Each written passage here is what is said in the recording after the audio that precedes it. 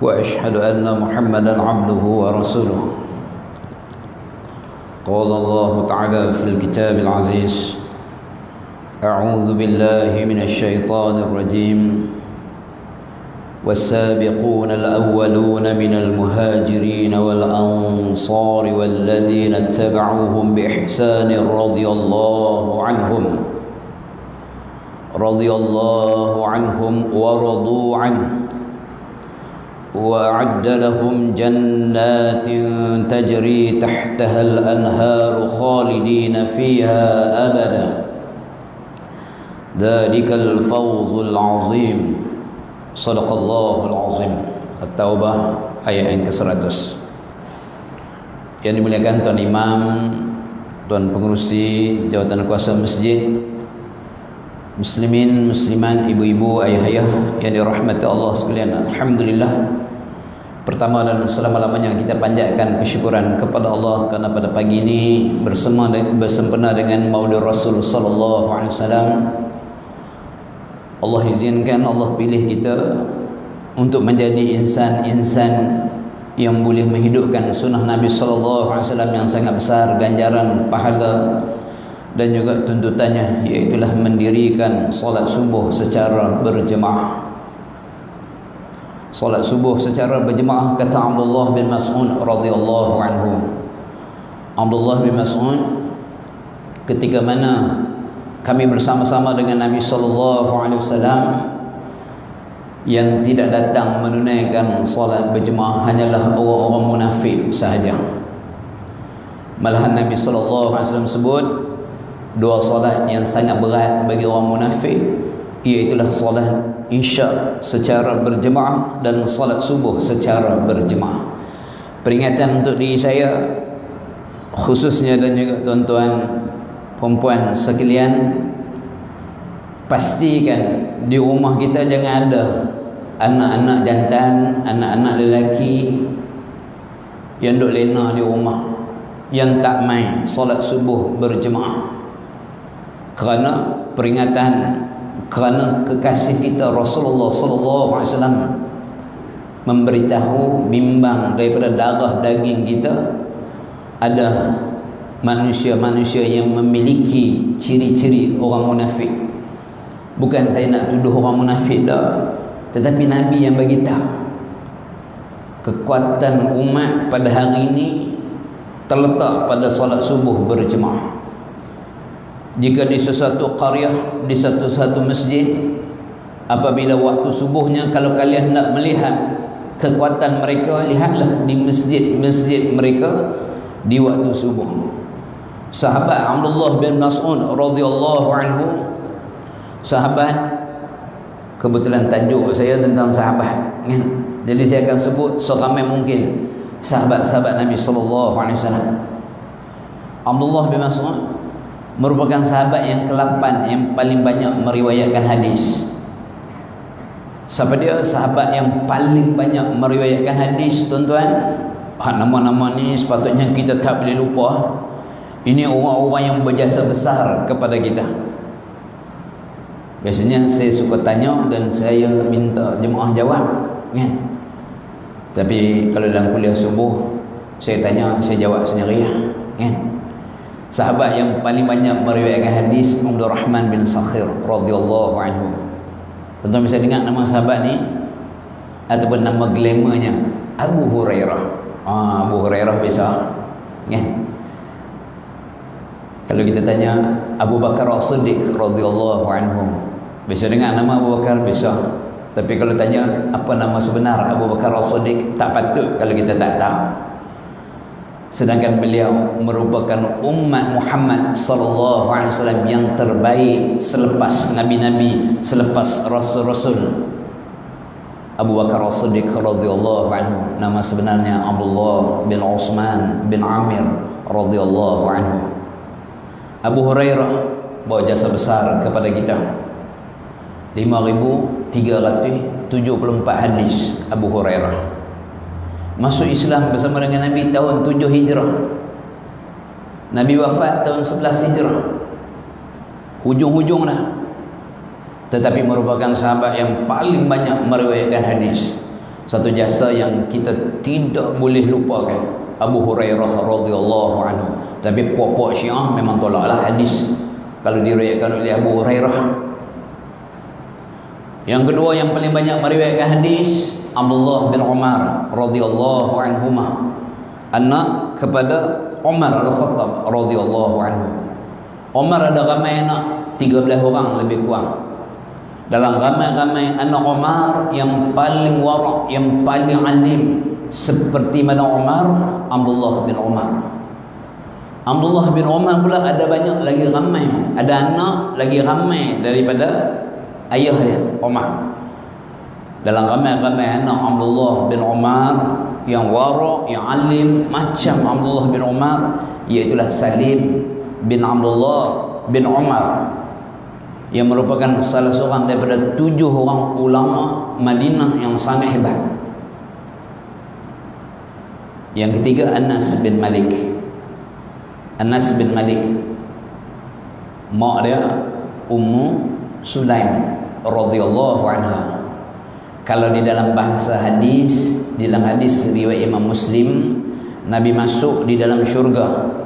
Nabi masuk di dalam syurga, Nabi mendengar tapak kaki orang.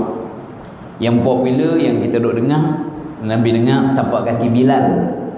Tetapi jangan lupa nak makcik-makcik, ada seorang wanita yang Nabi habaq dia, Nabi dengar tapak kaki dia di dalam syurga. Siapa dia? Rumaisah bintu Milhan. Boleh juga dibaca dengan Rumaisah bintu Milhan, iaitulah Ummu Sulaim radhiyallahu anha, iaitulah ibu kepada Anas bin Malik. Anas bin Malik ni hebat, tuan-tuan. Bila kita sebut Anas bin Malik, bukan dia seorang saja hebat, mak dia hebat, Ummu Sulaim. Ayah tiri dia juga hebat, Abu Talhah Al-Ansari radhiyallahu anhu. Abu Talhah Al-Ansari yang Nabi SAW sebut, sesungguhnya aku lebih menyukai suara Abu Talhah di dalam medan peperangan daripada 1000 orang tentera. Subhanallah. Abu Talhah orang kaya. Abu Talhah bila dia meminang Ummu Sulaim, seorang janda yang bijak, yang cerdik, yang cantik. Waktu tu dia belum masuk Islam, Abu Talhah. Yang kata Ummu Sulaim ni, apabila Abu Talhah pinang dia, dia sebut kepada Abu Talhah, pinangan orang seperti kamu ni tak ada orang akan tolak. Dah lah handsome, kaya, handal bermain senjata, mahir menunggang kuda, tetapi kamu seorang lelaki musyrik, aku seorang muslimah, aku tidak akan terima pinangan kamu. Akhirnya diringkaskan cerita yang kata Ummu Sulaim ni macam ni lah, kalau kamu nak juga kepada aku, mahar aku senang je, iaitulah kamu masuk Islam. Subhanallah. Inilah ulama sebut, inilah mahar yang paling mahal. Abu Talhah tak tentu arah, jadi akhirnya dia terima juga, dia sanggup masuk Islam. Dan dia masuk Islam, tuan-tuan, bukan Islam calang-calang, hebatnya. Dia ada satu kebun di luar Masjid Nabawi. Kebun ni dia sangat suka, iaitulah kebun ni namanya kebun Bayruha. Kalau kita pergi di Masjid Nabawi, tapi sedihlah hari ni tak boleh pergi kan, syarat baru pula daripada tak 18/50 ya, kan, sementara syarat tu. Kita masuk pintu 22, 23, saf yang belakang sekali tu, tuan-tuan selok kapek tu, di situlah terletak telaga Bayruha, milik Abu Talhah Al-Ansari, sahabat yang sangat hebat ni. Nabi selalu masuk dalam kebun ni. Nabi SAW selalu minum daripada mata air dia yang sangat sedap. Apabila turun ayat di dalam surah Ali Imran ayat ke-91 yang Allah beritahu, kalian belum mencapai hakikat kebaktian yang sebenar sehingga kalian menginfakkan sebahagian daripada harta yang paling kamu sayangi. Abu Talhah bila turun ayat ni, dia berjumpa Nabi SAW. Dia kata dekat Nabi, ya Rasulullah, tidak ada harta yang paling aku cintai melainkan kebun Bairuha ni. Kerana nak menyahut ayat ni, ya Rasulullah, aku infakkan, aku sedekahkan kepada Tuhan kebun Bairuha ni. Nabi dengar-dengar, Nabi kata mengagumkan. Wahai Abu Talha, kamu sedekahlah, kamu bagilah kepada adik-beradik kamu yang rapat. Ulama-ulama sebut daripada hadis ni juga nak beritahu sedekah yang paling afdal kepada adik-beradik, kan? Ada orang masya-Allah bagus, dia bagi sedekah pada masjid. Bukan kata nak kata dengan bagi teruskan, masya-Allah. Tetapi jangan lupa adik-beradik kita. Adik kita, abang kita, kita tahu anak menekan kita duk mengaji universiti dan sebagainya, susah. Kadang-kadang setengah orang dia duk kalut nak cerita kat orang lain. Dia lupa sepupu, sepapat dia hal susah. Itu sedekah yang paling afdal. Hebat Abu Talha ni. Dia syahid pada usia 80 lebih. Ketika mana tentera Islam bersiap sedia nak pergi berperang, umur 80 dah. Dia suruh anak-anak dia siapkan kelengkapan peperangan. Ayah nak pergi sekali. Anak dia kata, ayah cukuplah, ayah dah pergi berperang lah bersama-sama dengan Nabi SAW bagi kami. Abu Talha dengar-dengar macam tu tuan-tuan, dalam usia 80 terus dia baca ayat dalam surah Ali Imran, surah Taubah ayat 40 lebih tu, infiru khifafan wa thiqala, sampai habis ayat tu. Berangkatlah, Allah perintah, dalam keadaan senang ataupun dalam keadaan susah. Marah Abu Talha ke anak-anak dia apabila anak dia tak bagi. Akhirnya anak dia terpaksa beralah, pergi berjihad, naik kapal laut, umur 80 lebih. Kalau kita ni orang Melayu tak payah 80 lebih kan, 60 lebih dah, 3 serangkai, kencing manis dah, darah tinggi dah, tambah dengan go out sekali, go pun dah kan. Tetapi sahabat, Masya Allah, di tengah lautan dia bersama dengan tentera Islam yang menaiki kapal laut, meninggal Abu Talha Al-Ansari, pak tiri Anas bin Malik. Meninggal sahabat, tak kebumikan dia dalam laut. Mereka biarkan jasad dia, mereka menunggu jumpa daratan, 7 hari baru jumpa daratan. Subhanallah tuan-tuan, jasad Abu Talha Al-Ansari radhiyallahu anhu sedikit pun tidak berbau, malahan wangi, fresh. Orang yang mati syahid Abu Talha Al-Ansari. Siapa dia? Pak tiri Anas bin Malik. Adik dia Al-Bara bin Malik Al-Ansari. Al-Bara bin Malik Al-Ansari ni, dia badan kecil ya tuan-tuan, badan dia halus ya. Sama macam Abdullah bin Mas'ud. Abdullah bin Mas'ud sahabat yang ke-8 yang paling banyak meriwayatkan hadis, badan kecil ya.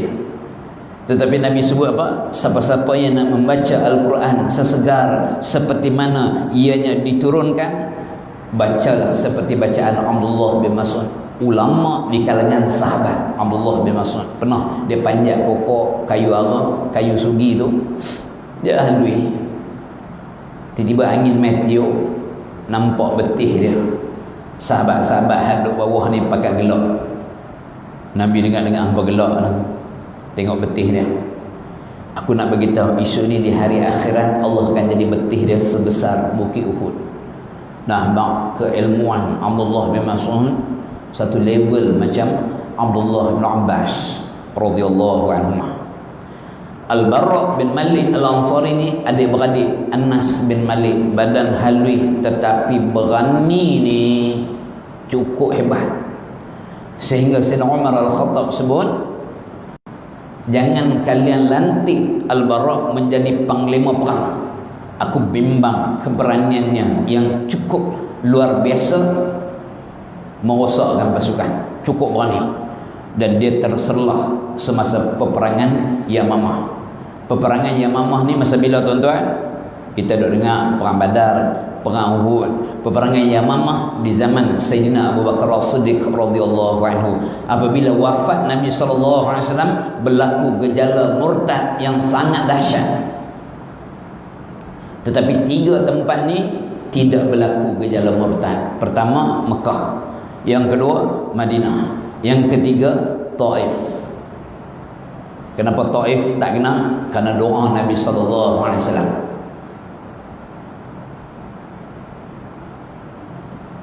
Di antara yang mengaku sebagai nabi selepas Nabi wafat, ialah Musailamah Al-Kadzab. Tegahnya Sayyidina Abu Bakar ni, walaupun Sayyidina Abu Bakar ni karakter berbeza dengan Umar. Sayyidina Abu Bakar ni lembut. Masa Sayyidina Abu Bakar jadi khalifah 2 tahun lebih, tuan-tuan, kalau Sayyidina Abu Bakar lalu budak-budak pakai rumun, Sayyidina Abu Bakar Tok Wan Abu Bakar ni, biasa Sayyidina Abu Bakar lembut. Beza karakter dengan Umar. Umar kalau lalu, tuan-tuan, rakyat lari selebar, takut. Bukan rakyat dia. Dalam hadis sahih riwayat Imam Bukhari, Aisyah menceritakan Nabi SAW bagi tahu, wahai Umar, kamu lalu jalan mana, syaitan tak berani lalu. Kalau Umar Al-Khattab lalu satu jalan, syaitan terus wasiat kat geng dia, ni jangan duk lalu. Haji Umar Abdul Khattab lalu, syaitan takut nak lalu jalan yang dilalui oleh Umar. Kita tuan-tuan lalulah jalan mana pun, syaitan kata hello my friend, lama tak nampak ni. Tetapi main dengan Umar, Masya Allah, syaitan pun takut.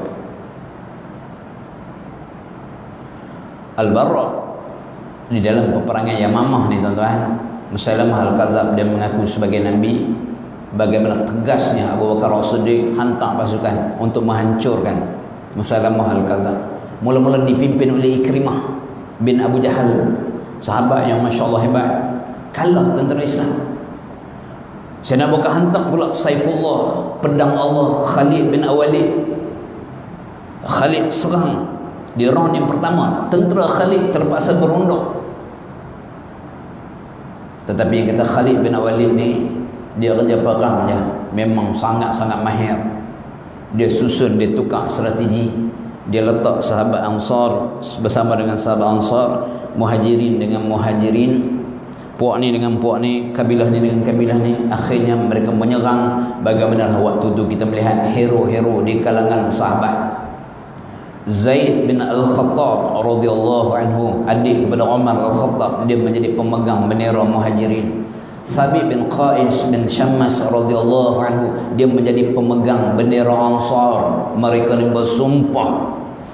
Zaid bin Al-Khattab dia bersumpah dia tidak akan bercakap dengan sesiapa sehinggalah Musailamah yang terbunuh ataupun dia yang terbunuh.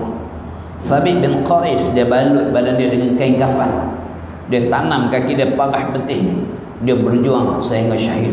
Ini satu peperangan yang sangat dahsyat, sehingga akhirnya tentera Musailamah terpaksa berunduk masuk dalam kubu benteng mereka kukuh. Sahabat tadi masuk, sehingga akhirnya tak ada pilihan. Yang kata adik Anas bin Malik ni, Al-Barra bin Malik ni, dia tawar diri dia macam ni lah, lempar aku masuk dalam kubur ni. Oleh kerana tidak ada pilihan yang lain, maka cadangan tu dipersetujui. Tuan-tuan boleh bayanglah, di dalam tu ada 24,000 tentera Musailamah. Al-Barra ni berani dia lempar, dia cadang lempar aku, dia tak suruh lempar boleh, lempar dia. Maka dipersetujui. Saya nak cerita pun tak tahu macam mana, tuan-tuan. Dalam riwayat disebut letak ujung kayu tu punggai, dia masuk dalam, bagi lepas benteng tinggi, dia masuk lawan dulu seorang-seorang dia. Akhirnya dia berdaya membuka pintu daripada dalam, dan baru tentera Islam boleh masuk. Dan akhirnya Musailamah dibunuh. Yang membunuh Musailamah ialah Wahsy. Wahsy ni dalam peperangan Uhud, dia yang melontak tembus perut Sayyidina Hamzah bin Abdul Muttalib. Waktu tu dia belum Islam, tetapi dia menembus kesilapan dia dengan membunuh Musailamah Al-Kadzab. Ni siapa ni? Al-Barra bin Malik Al-Ansari, adik-beradik Anas bin Malik. Siapa lagi di kalangan keluarga Anas bin Malik yang hebat? Pak saudara belah mak dia. Mak dia nama Rumaisah bintu Milhan. Pak saudara belah mak dia Haram bin Milhan radhiyallahu anhu. Haram bin Milhan ni di dalam peristiwa Bi'rul Ma'unah, peristiwa Telaga Ma'unah, Nabi hantar 70 orang sahabat untuk berdakwah kepada Bani Amir. 70 sahabat yang hebat-hebat, yang terdiri daripada Ahlul Sufah, yang termasuk di dalamnya Haram bin Milhan radhiyallahu anhu. Dia Ahlul Badar. Haram bin Milhan bila sampai di Telaga Ma'unah tu, Bi'rul Ma'unah tu, sahabat berhenti tunggu di situ. Haram bin Milhan yang dia akan masuk untuk berjumpa dengan pimpinan Bani Amir. Bila masuk pergi jumpa tuan-tuan, nak bawa surat Nabi nak bagi, tak dan nak bagi pimpinan Bani Amir ni, dia petik jari tu je, suruh orang dia tombak Haram bin Milhan, tembus dada dia. Bila tembus ni dia sebut, aku telah memperolehinya, syahid dia. Sama juga dalam peristiwa Bi'rul Ma'unah ni, di antara yang terbunuh Amir bin Fuhairah radhiyallahu anhu. Tuan-tuan ingat nama Amir bin Fuhairah? Dia hamba kepada Sayyidina Abu Bakar As-Siddiq radhiyallahu anhu. Ketika mana Nabi berhijrah daripada Mekah ke Madinah, penunjuk jalan Abdullah bin Uraiqin, Nabi SAW, Abu Bakar As-Siddiq, dan jangan lupa seorang lagi, Amir bin Fuhairah radhiyallahu anhu. Dia juga dalam peristiwa Bi'rul Ma'unah, dia ditombak, tembus dada dia oleh seorang lelaki yang waktu tu dia belum masuk Islam, namanya Jubar. Kata Jubar, aku melihat bagaimana Amir bin Fuhairah yang aku tombak, ketika mana tembus dada dia, sebelum dia terterak, sebelum dia jatuh, dia menyebut, aku telah memperolehinya. Dan Jubar cerita, yang kata sahabat Nabi ni, karamah sahabat Nabi ni, Amir bin Fuhairah, aku melihat bagaimana Amir bin Fuhairah jasadnya Allah angkat ke langit. Pak menekan Anas bin Malik, Haram bin Milhan belah mak dia. Pak menekan Anas bin Malik belah bapak dia. Satu nama yang bila kita membicarakan tentang peperangan Uhud, kita tidak akan melupai nama ni, iaitulah Anas bin Nadar radhiyallahu anhu. Anas bin Malik, ayah dia Malik bin Nadar. Ayah dia tak dan masuk Islam, mati sebagai seorang musyrik. Tetapi pak menekan dia belah ayah dia, Anas bin Nadar, di dalam peperangan Uhud. Suatu peperangan yang apabila kita bicarakan tuan-tuan, sepatutnya kita menangis. Kerana dalam peperangan inilah kekasih kita Rasulullah sallallahu alaihi wasallam dipanah oleh Utsbah bin Abi Waqqas di muka Nabi sallallahu alaihi wasallam, terkoyak dari Nabi.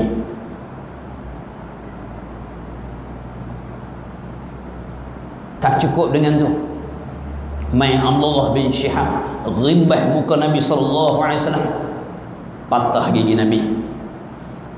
Bibir Nabi ni tuan-tuan terkoyak. Abdullah bin Qami'ah, seorang lagi tentera musyrikin, dia tetak dengan pedang dia dengan sekuat-kuat hatinya di bahu Nabi sallallahu alaihi wasallam. Ni saya sebut ni dalam kitab Ar-Rahiqul Makhtum, tuan-tuan baca. Nabi pakai baju besi, tetakkan dia sebulan Nabi menderita sakit. Lepas tu dia berjaya pukul kena muka Nabi ni. Nabi pakai topi besi, besi tertikam di pipi kanan Nabi, tertikam di pipi kiri Nabi SAW.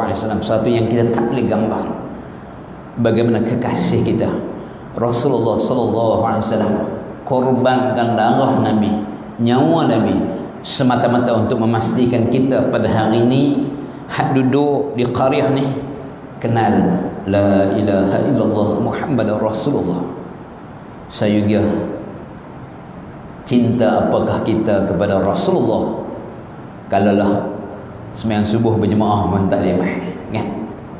Cintakah apa kita kepada Rasulullah sallallahu alaihi wasallam? Kalaulah akhlak kita tidak seperti mana akhlak yang diajar oleh kekasih kita Rasulullah sallallahu alaihi wasallam.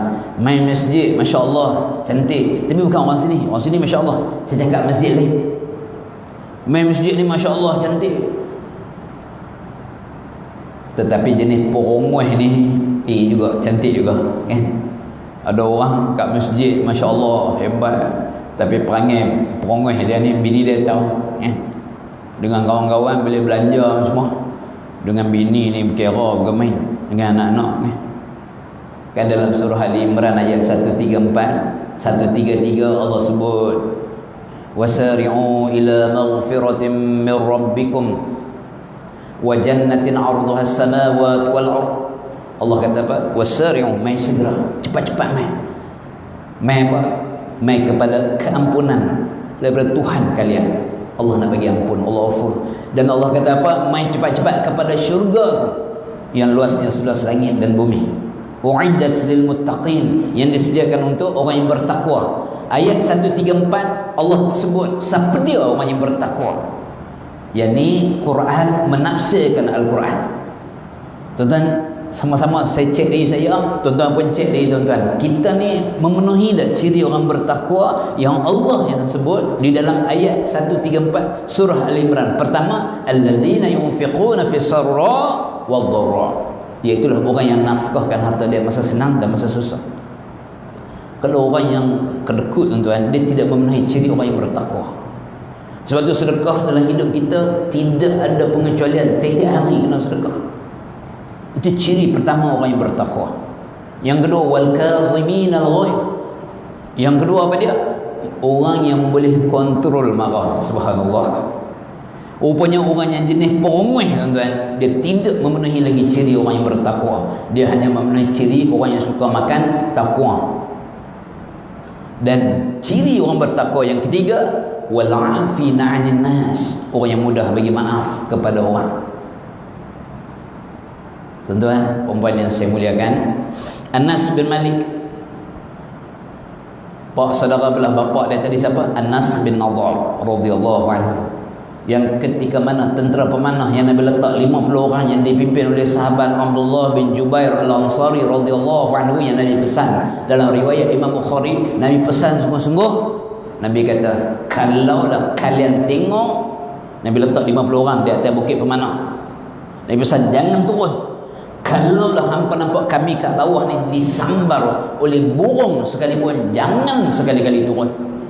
Tiba-tiba sahabat diuji. Satu je arahan Nabi SAW.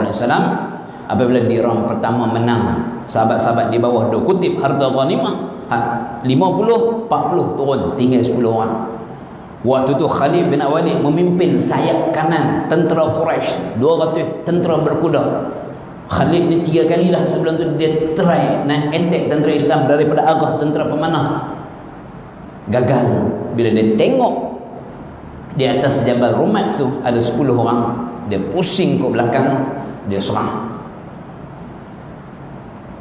Saya bila bawa jemaah pergi umrah, kalau di Uhud ni senang, duduk berdiri, kita describe di situ bagaimana pergerakan tentera Islam dan bagaimana pengorbanan Rasulullah sallallahu alaihi wasallam, bagaimana kehebatan sahabat-sahabat Nabi sallallahu alaihi wasallam. Syarat SOP dia kena menangis sebagai tanda sayang kita kepada Rasulullah sallallahu alaihi wasallam. Khalid attack habis 10 orang tentera pemanah ni. Daripada situlah mereka turun, mereka mencari Rasulullah sallallahu alaihi wasallam. Hak tu yang Nabi kenal tadi yang kita cerita. Dalam keadaan berterabur, dalam keadaan Nabi terpisah daripada sahabat-sahabat. Dalam riwayat Imam Bukhari, Nabi terpisah daripada sahabat-sahabat utama yang ada bersama-sama dengan Nabi sallallahu alaihi wasallam hanyalah 9 orang sahabat. 7 Ansar, 2 orang Muhajirin. Boleh bayangkan detik tu tuan-tuan. Quraisy duk mai ratus. Nabi 9 orang je sahabat. Sahabat-sahabat Ansar, mereka buktikan keimanan mereka yang sangat hebat. Seorang Ansar syahid, sehingga Ansar yang ketujuh, Ibnu As-Sakan radhiyallahu anhu, gugur dia, syahid dia. Sehingga Nabi kata kepada 2 orang Muhajirin ni, lihatlah Ansar, kita tidak mampu menandingi kebaikan mereka. Dan waktu tu yang tinggal di sisi Nabi SAW hanyalah 2 orang Muhajirin, iaitulah Sa'ad bin Abi Waqqas radhiyallahu anhu dan juga Talhah bin Ubaidillah radhiyallahu anhu. Panjang lagi cerita tu tuan-tuan. Balik pada Anas bin Nadhr tadi. Anas bin Nadhr radhiyallahu anhu, dia berada di tempat lain. Bila dia tengok Uhud ni tuan-tuan, lepas pada attack kali kedua ni, ada sahabat lari balik, ada sahabat naik atas bukit, ada sahabat letak senjata. Tambahan berita tersebar, Muhammad telah terbunuh. Tetapi Anas bin Nadhr ni, pak nakan Anas bin Malik ni, dia angkat tangan, dia doa, ya Allah, aku memohon kemaafan bagi pihak sahabat-sahabat aku yang melupai arahan Nabi, dan aku berlindung daripada mereka ni, tentera musyrikin. Dia cabut pedang dia tuan-tuan, seorang-seorang dia punya berani, dia serbu ke arah musuh ratusan. Seorang-seorang dia dalam napi tu, dia berselisih dengan Sa'ad bin Mu'az. Sa'ad bin Mu'az kata kat dia, wahai Anas bin Nadhr, ke mana kamu? Jawab Anas bin Nadhr, aku tercium bau syurga di kaki bukit Uhud ni. Kata Sa'ad bin Mu'az, aku melihat bagaimana beraninya Anas bin Nadhr, pak menakan Anas bin Malik ni, serbu musuh sehingga akhirnya dia syahid. Habis peperangan Uhud, ada satu jasad yang siapa pun tak cam pasal hancur, kena tutup, kena tikam, kena tombak, kena panah. Yang cam pun dekat jari, tu pun adik perempuan dia cam dekat jari. Siapa dia? Anas bin Nadhr radhiyallahu anhu. Ni keluarga Anas bin Malik yang hebat-hebat. Mak dia, adik dia, pak melakang belah mak, pak melakang belah ayah, dan dia sendiri hebat. Sahabat yang ketiga yang paling banyak meriwayatkan hadis. Minta maaf tuan-tuan, tajuk saya sahabat, jadi saya akan sebut seramai mungkin nama sahabat, sebab saya teringat hadis riwayat Imam Bukhari. Satu hari Nabi duduk, ada seorang lelaki masuk, dia tanya dekat Nabi, mata sa'ah, bilakah kiamat? Nabi tak jawab soalan dia. Nabi tanya balik dekat dia. Tekan berhenti ya. Oh, syuruk. Okey. Tengok Allahumma salli ala sayyidina Muhammad. Nabi tak jawab soalan dia. Dia tanya bilakah kiamat. Nabi tak jawab. Tapi Nabi tanya dekat dia, apa yang kamu persiapkan untuk menghadapi kiamat? Lelaki ni kata, ya Rasulullah, sesungguhnya solat aku sikit, sembahyang aku sikit, puasa aku sikit ya Rasulullah. Tetapi ya Rasulullah, aku sangat mencintai Allah, aku sangat mencintai Tuhan. Kata Nabi, kamu akan bersama-sama dengan orang yang kamu cintai. Anas bin Malik yang meriwayatkan hadis ni kata Anas, inilah hadis yang kami paling sukai.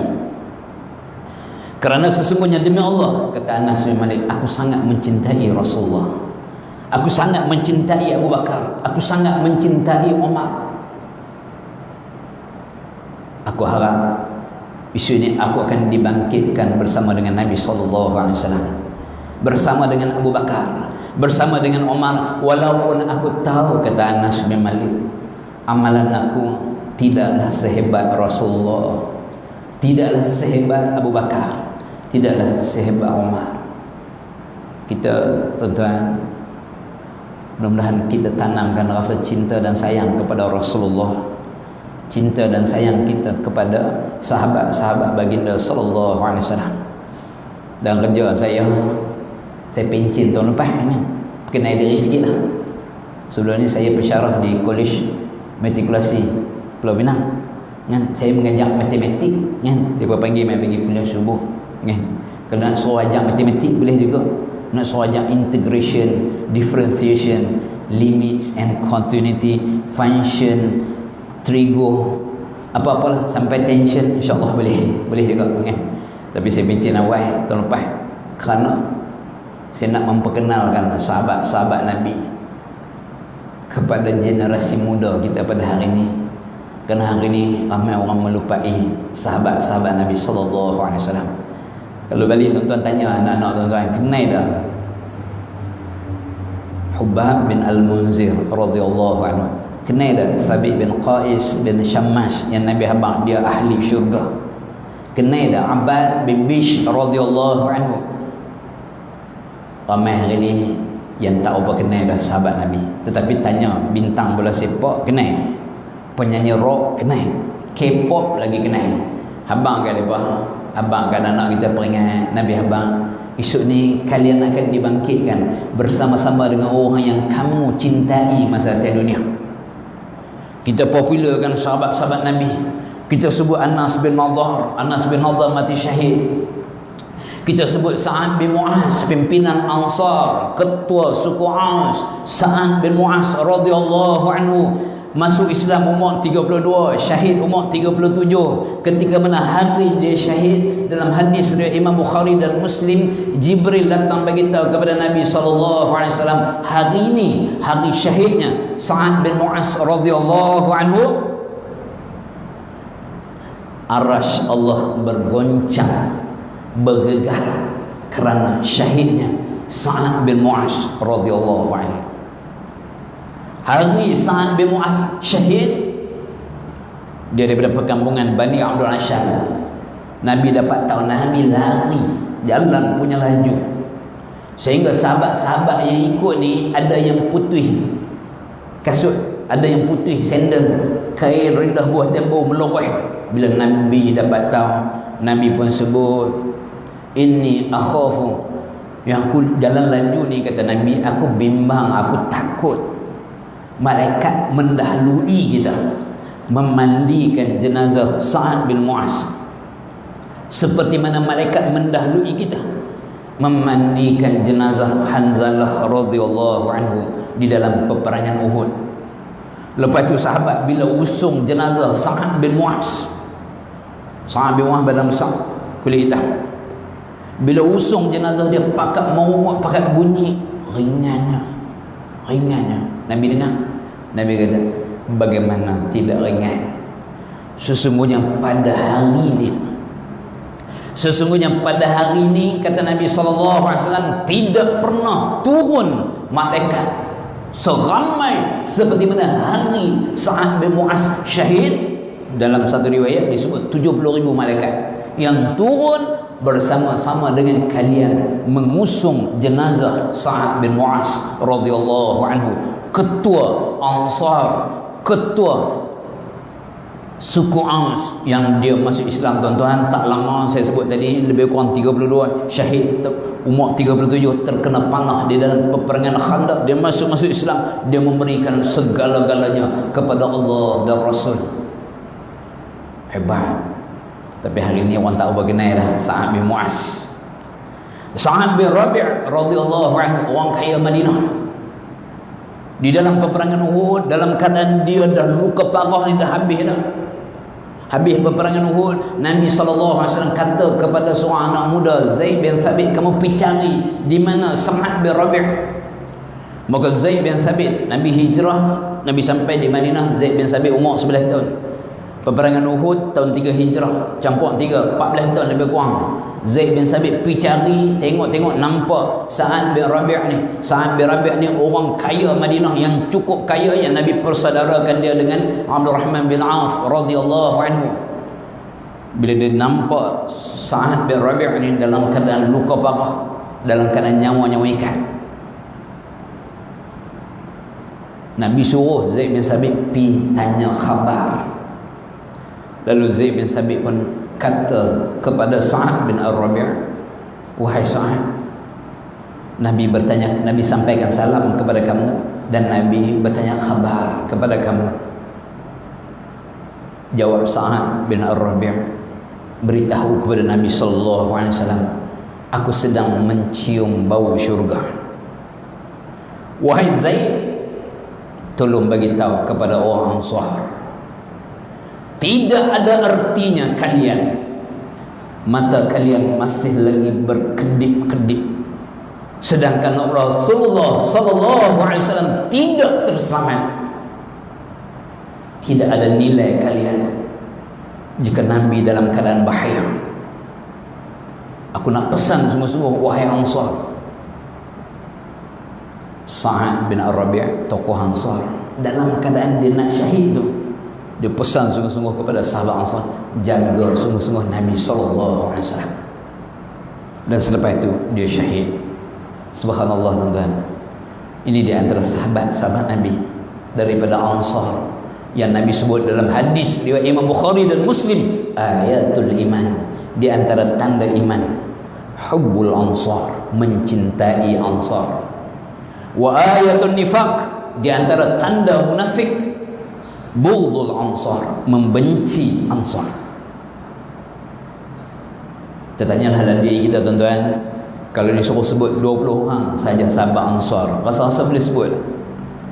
Sebab tanda iman tu tuan-tuan, bukan hadis dhaif tau, hadis riwayat Imam Bukhari. Nabi kata apa? Ayatul iman, di antara tanda iman, hubbul ansar, mencintai Ansar. Subhanallah. Baik, nak habis lah tuan-tuan, nak habis cerah kan. Baru Anas bin Malik kan, nombor 3. Nombor 4, mak kita Ummul Mukminin Aisyah radhiyallahu anha, yang saya dengar satu ceramah Tok Syekh Syiah sebut, saat kita duk ada ni dengan belagak dia sebut, Aisyah sedang digantung, dipanggang di dalam neraka. Biadabnya mereka ni. Demi Allah tuan-tuan, berkewajipan bagi kita, saya bersumpah dengan nama Allah, saya akan mempertahankan sahabat-sahabat Nabi SAW daripada cercaan golongan-golongan Rafidah ni, daripada golongan-golongan Syiah ni yang sangat biadab. Demi Allah, tuan-tuan juga wajib mempertahankan nama-nama, mempertahankan sahabat-sahabat Nabi SAW yang mereka berkorban. Mereka dididik oleh murabbi agung Rasulullah SAW. Aisyah, teman Nabi di dalam syurga. Aisyah radhiyallahu anha merupakan orang yang keempat yang paling banyak meriwayatkan hadis.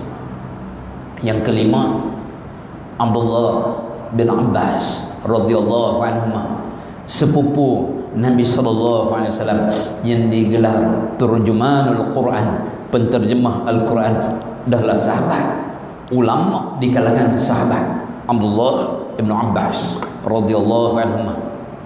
Yang kelima.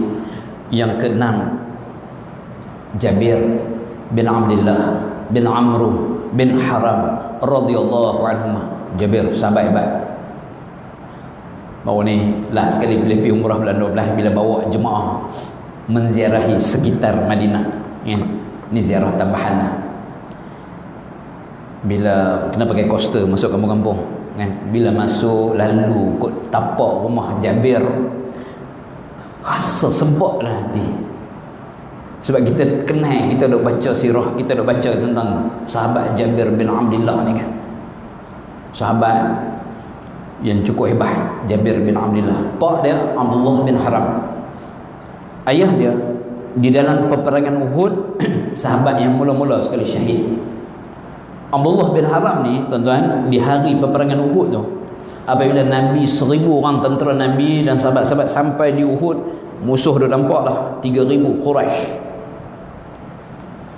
Lepas sembahyang subuh pagi tu, Abdullah bin Ubay bin Salul bin Bahlul, Bahlul tak ada lagi tak tu saya tambah, kepala munafik Madinah.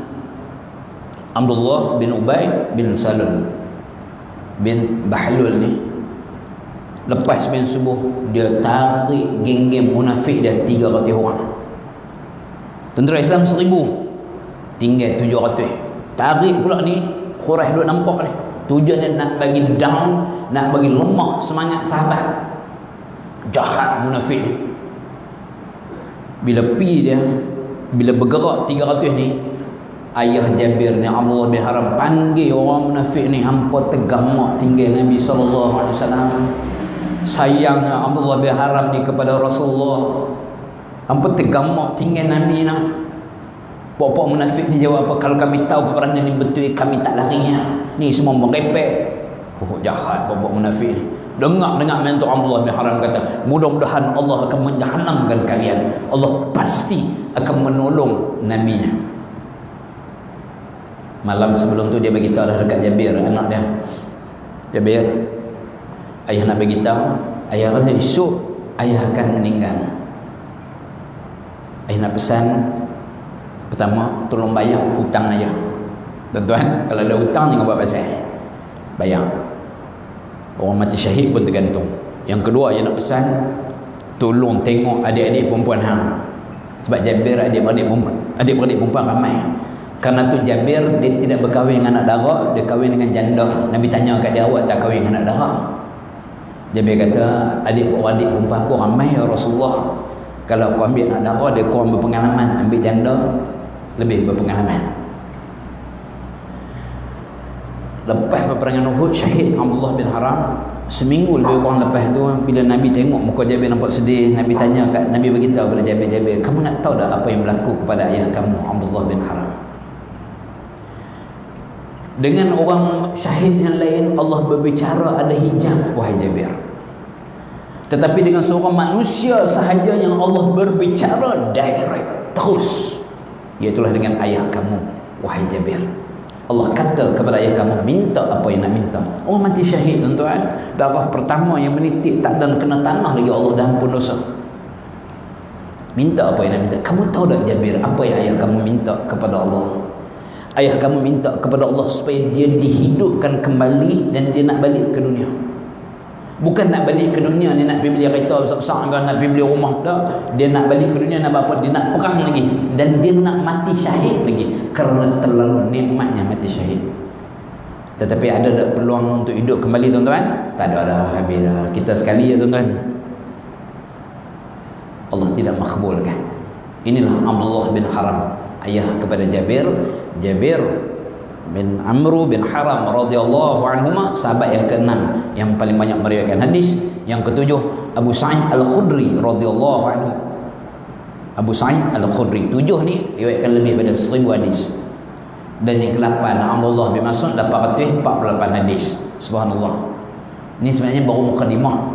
Saya buka kitab, tak ada baca lagi kitab. Kalau tutup balik dah cukup lah. Okay. Mudah-mudahan tuan-tuan, apa yang kita kongsi sikit sebanyak tentang sahabat-sahabat Nabi SAW, bukan sekadar kita mendengar cerita, tetapi kita nak ikut akhlak mereka. Seperti mana ayat yang kita baca tadi, tuan-tuan, ayat yang pertama, ayat ke-134 dalam surah Ali Imran, ciri orang yang bertakwa yang pertama apa tadi? Alladzina yunfiquna fi sarra wad dharra, iaitu orang yang menginfakkan harta dia masa senang ataupun masa susah. Di antara sunnah Nabi SAW, Nabi sangat kuat bersedekah. Jangan berlalu dalam hidup kita walaupun sehari tanpa kita bersedekah. Ittaqun nar, Nabi sebut, takutlah dengan neraka Allah, walau bisyiqqi tamrah, walaupun bersedekah dengan separuh buah tamar. Jadikan amalan kita, tuan-tuan, kita sambut model Rasulullah SAW, kita orang yang rajin bersedekah, kerana ia mampu memadamkan kemurkaan Allah. Dan kita baca dalam surah Sajadah kan, pagi-pagi Jumaat, bila sampai ayat yang ke-15 kan, sampai ayat tu kita akan sujud. Tapi tuan-tuan faham tak ayat tu apa makna dia? Innama yu'minu bi ayatina alladhina idza dhukiru biha kharru sujadan wa sabbahu bihamdi rabbihim wa hum la yastakbirun. Di antara tanda-tanda orang yang beriman dengan ayat-ayat kami kan, 3 tanda yang Allah sebut ayat tu. Saya tak nak uraikan. Lepas tu kita pun sujud. Lepas kita sujud, kita bangkit pada sujud, teriman sama ayat yang ke-16. 3 lagi ciri orang yang beriman dengan ayat-ayat kami. Tatajafa junubuhum 'anil madaji' yad'una rabbahum khawfan wa تتجافى جنوبهم عن المضاجع يدعون ربهم خوفا وطمعا ومما رزقناهم ينفقون. Bila kita bangkit daripada sujud, kita berdiri untuk iman sambung ayat tu, Allah bang 3 lagi ciri orang yang beriman dengan ayat-ayat kami. Ini saya nak sebut sikit sebelum kita tutup. Tatajafa junubuhum 'anil madaji', lambung mereka jauh daripada tempat tidur. Maksudnya apa? Rajin bangkit malam. Yang kedua, yad'una rabbahum khaufan wa tama'. Mereka berdoa kepada Allah dengan rasa khauf, dengan rasa takut, dan juga dengan rasa mengharap. Jadi orang beriman dengan ayat kami, mereka doa ni doa yang faham makna, bukan doa tak faham makna. Kita ni kadang-kadang orang Melayu hafal ni bukan main, tapi makna tak tahu. Tu pun kadang-kadang berselerak lari makna habis. Yang penting hafal banyak. Bukan orang sini lah, tempat lain, belah-belah Afrika sini, masya-Allah. Ciri punya Allah sebut dalam ayat yang kita dah baca pagi-pagi Jumaat. Di antara tanda orang beriman dengan ayat kami, orang yang dia berdoa khaufan, dia rasa takut dan mengharap. Kalau tak tahu mana nak main takut kat mana. Sebab tu kadang-kadang tak tahu doa bahasa Malaysia pun tak apa. Kerana Allah tahu. Yang mustahak yang Nabi ajar, adab kita berdoa, puji Allah, selawat. Lepas tu bohlah bahasa Malaysia pun tak apa. Yang penting kita menghayati. Dan yang ketiga, wa mimma razaqnahum yunfiqun. Orang yang beriman dengan ayat kami, mereka nafkahkan sebahagian daripada harta mereka. Sebab tu kalau ada orang yang dia rajin bangkit tahajud tak tinggal, tetapi jenis RM2 ni kedekut tahap piak, dia belum memenuhi ciri orang yang bertakwa. Dia belum memenuhi ciri orang yang beriman dengan ayat-ayat kami. Bukan saya kata Quran yang sebut, kita duk baca pagi-pagi Jumaat. Mudah-mudahan tuan-tuan dalam hidup kita buatlah kebaikan walaupun sikit. Kadang-kadang kita beli goreng pisang tepi jalan,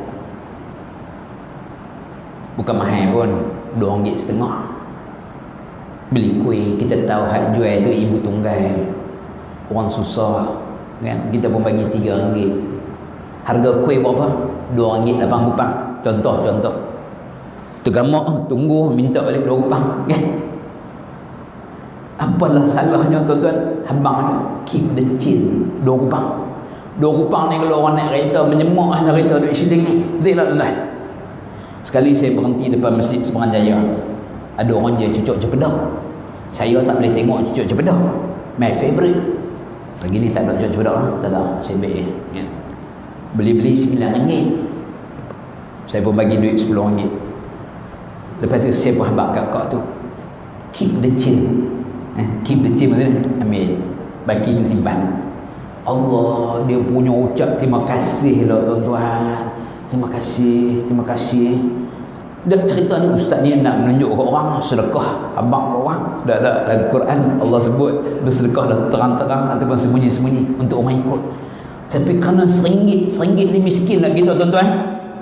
RM1 ni air raya try tuan-tuan bagi kat budak-budak RM1. Budak ni tengok ni kata kedekutnya orang tua ni. RM1 tak ada nilai.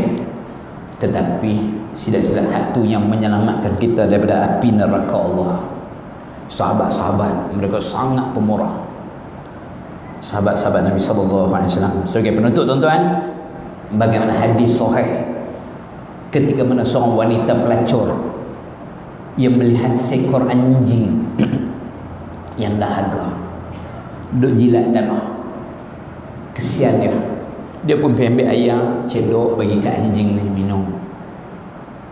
Kata Nabi SAW, kesian dia tu, dia pergi cendok ayam tu pada anjing, binatang.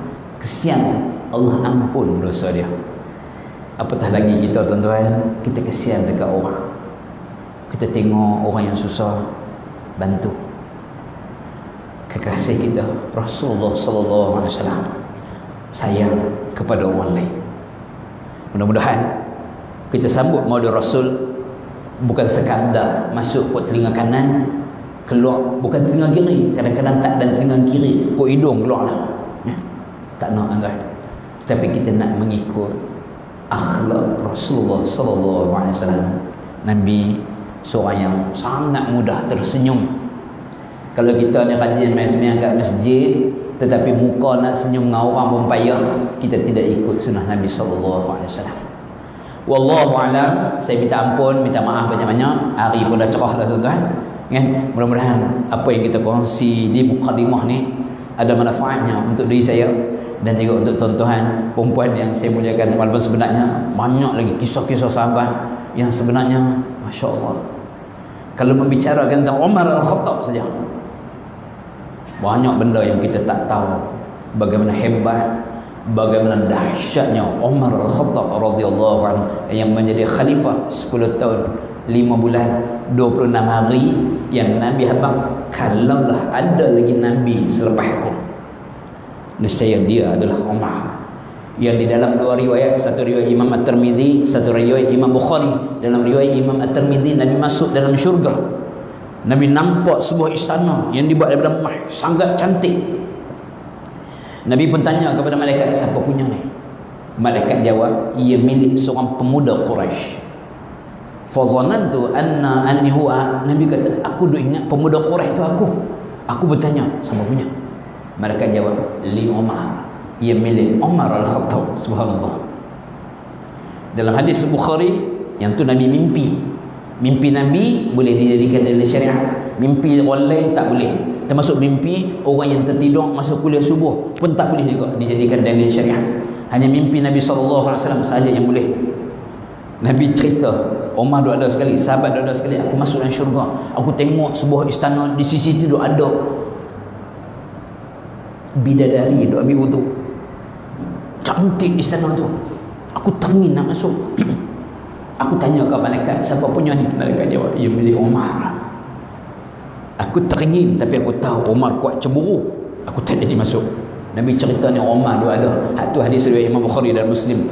Umar tu ada. Umar dengar-dengar, menangis Umar, basah janggut Umar. Sambil Umar kata, ya Rasulullah, tak kalah dengan Tuhan, saya nak cemburu. Allahu Akbar. Inilah sahabat-sahabat Nabi SAW yang kita kena study, kena kenal dan jadikan mereka sebagai model. Minta ampun, minta maaf banyak-banyak, terkasar bahasa dan sebagainya. Mudah-mudahan Allah ganjari kebaikan tuan-tuan iktikaf dalam masjid ni, duduk dalam majlis yang tak seberapa ni, tetapi sangat-sangat dicintai oleh kekasih kita Rasulullah sallallahu alaihi wasallam. Wallahu a'lam. A'udzubillahi minasyaitonir rajim. Bismillahirrahmanirrahim. Alhamdulillahirabbil alamin. Allahumma shalli ala sayyidina Muhammad wa ala ali sayyidina Muhammad. Allahumma inna na'udzubika min an nusyrika bika syai'an a'lamu ونستغفرك لما لا نعلم. بسم الله الذي لا يضره مع اسمه شيء في الأرض ولا في السماء وهو السميع العليم. بسم الله الذي لا يضره مع اسمه شيء في الأرض ولا في السماء وهو السميع العليم. بسم الله الذي لا يضره مع اسمه شيء في الأرض ولا في السماء وهو السميع العليم. ربنا آتنا في الدنيا حسنة وفي الآخرة حسنة وقنا عذاب النار وقنا عذاب النار وقنا عذاب النار. وصلى الله على سيدنا محمد وعلى آله وصحبه وسلم والحمد لله رب العالمين. سبحانك اللهم وبحمدك أشهد أن لا إله إلا أنت أستغفرك وأتوب إليك. سبحانك اللهم وبحمدك أشهد أن لا إله إلا أنت أستغفرك وأتوب إليك. سبحانك اللهم وبحمدك أشهد أن لا إله إلا أنت أستغفرك وأتوب إليك. السلام عليكم ورحمة الله وبركاته.